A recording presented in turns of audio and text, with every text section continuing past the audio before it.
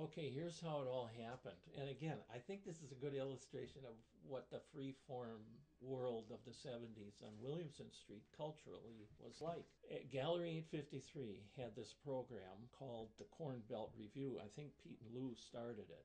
The Corn Belt Review was like this variety show, like Ted Mack's Amateur Hour, where poets, musicians, and anybody else could do anything that could be construed as some form of entertainment. My friend Lucky Hartwig and I were personally interested in UFOs in those days, particularly because there was what's called a flap of UFO sightings going on in northern Wisconsin. And I had a job up by Sparta with working with Bob Smith, one of the infamous Smith brothers of Smith Brothers Cycle Shop on Williamson Street. I was working up in Sparta, and there was a sighting up in that area, so I went and I interviewed this retired New York cop that was hospitalized over this sighting. I went and interviewed him, and I had a tape. Well, and Lucky was always taking newspaper clippings of UFO sightings. So he and I were both reading a lot of books about UFOs and stuff like that in those days. So we would get together and talk about UFOs sometime.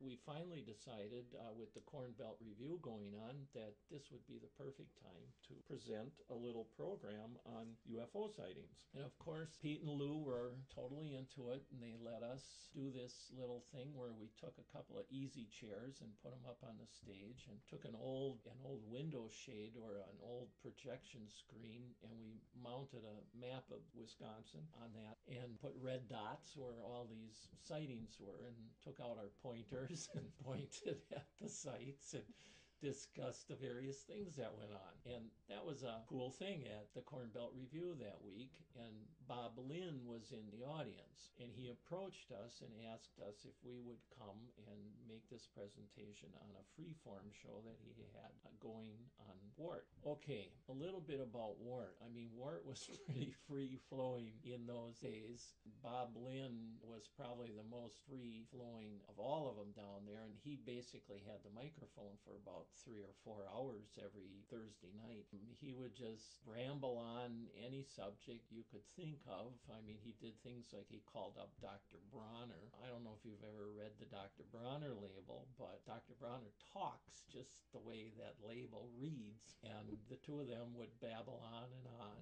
about the ingredients in the Bible and health and the afterlife and et cetera, et cetera. There was an infamous street lady at the time called Honey. I think a lot of people remember Honey. Honey would wander in off the street from time to time into WORT on Bob Lynn's show and sing some songs. Usually, like, she had this Barry White song that she would sing. Well, we fit right into to the menagerie that he collected for this show, and so Lucky and I did our UFO presentation. People liked it. We were probably the most organized thing that happened on that show, and consequently we were invited back, and for maybe 6 months every Thursday night we would pick a subject. Lucky and I did a lot of preparation on that stuff. We would do things like we simulated the first UFO sighting, I think it was Thomas Mantell, something like that, in 1947, where we would take the dialogue from this fighter jet that this guy was flying and record it on a little tinny tape recorder, and then re-record us talking to the tape recorder, and then this teeny voice would come back and bogey at 11 o'clock, and then we'd record sound effects on top of it and stuff. Of course, it was all very amateurish, but quite entertaining. So we had our regular UFO show on WORT.